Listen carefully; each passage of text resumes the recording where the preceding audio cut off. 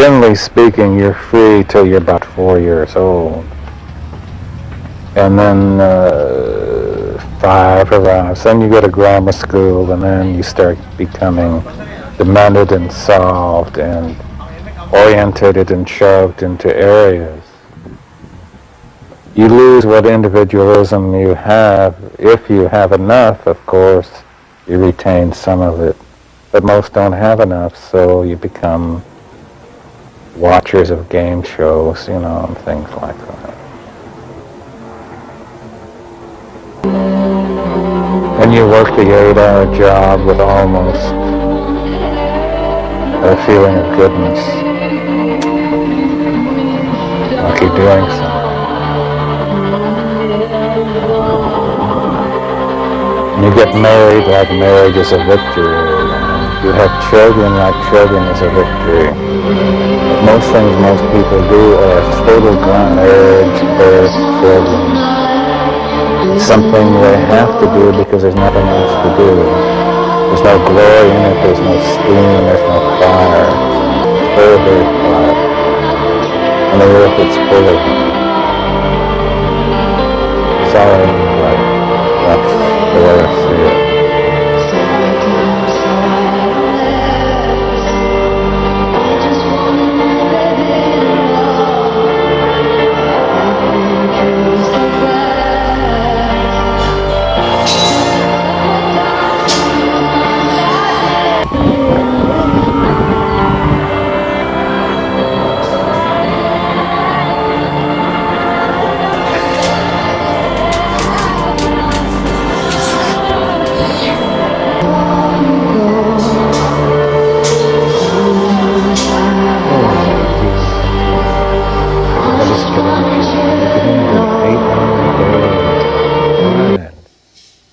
Everybody's doing it.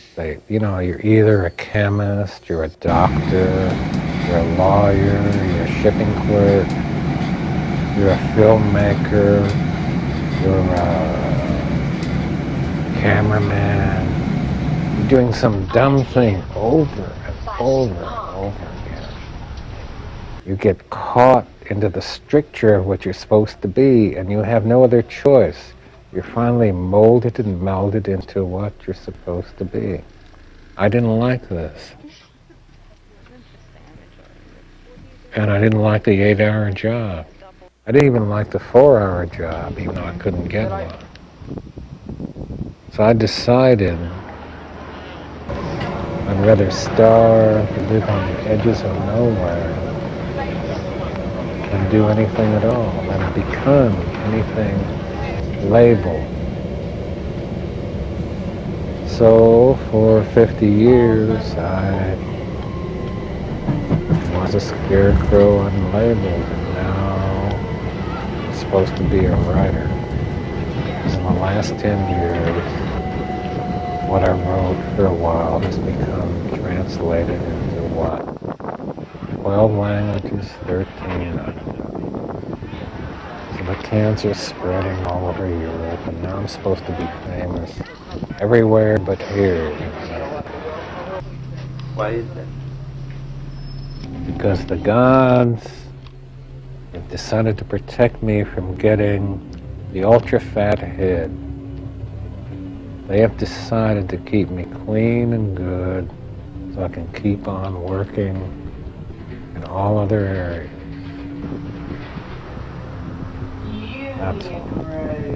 Besides that, Europe is always and will be at least 100 years ahead of American culture, feeling, and knowledge.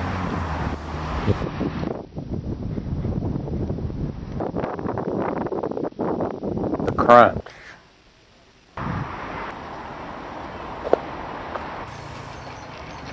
Too much, too little. Too fat, too thin, or nobody. Laughter or tears. Haters, lovers. Strangers with faces like the backs of thumbtacks. Armies running through streets of blood, waving wine bottles, bayoneting, fucking virgin, or an old guy in a cheap room with a photograph of M. Monroe. There is a loneliness in this world so great that you can see it in the slow movement of the hands of a clock. People so tired, mutilated, either by love or no love. People are just not good to each other, one-on-one. The rich are not good to the rich. The poor are not good to the poor. We are afraid.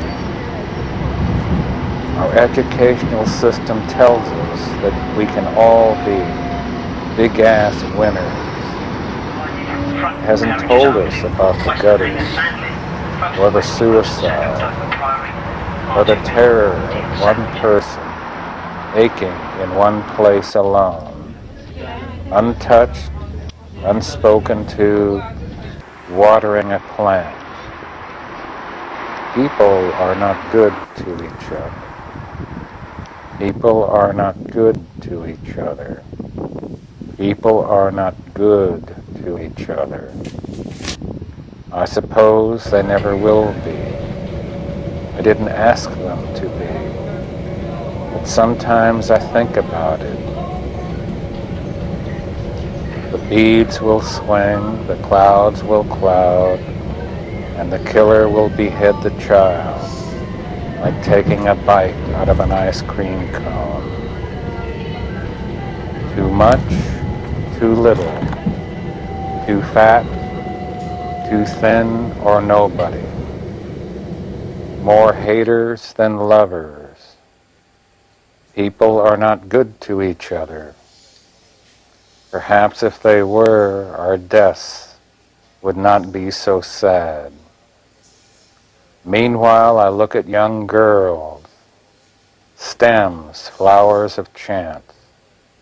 There must be a way. Surely there must be a way we have not yet thought of. Who put this brain inside of me? It cries, it demands. It says there is a chance. It will not say no.